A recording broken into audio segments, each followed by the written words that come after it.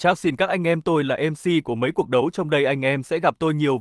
Và tại khu rừng Sicalo này sẽ diễn ra một trận đấu và đó chính là...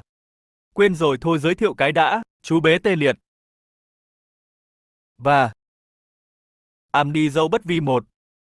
Và bắt đầu thôi.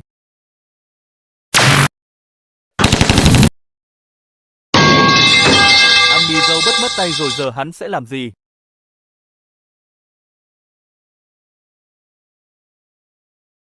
Nó chưa phải dùng tự hủy.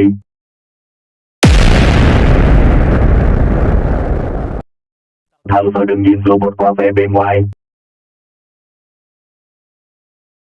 Am dâu bất đã thắng chú bé tê liệt rồi. Mẹ nó chứ, thằng Am dâu bất tự hủy kéo theo cái áo tôi làm gì?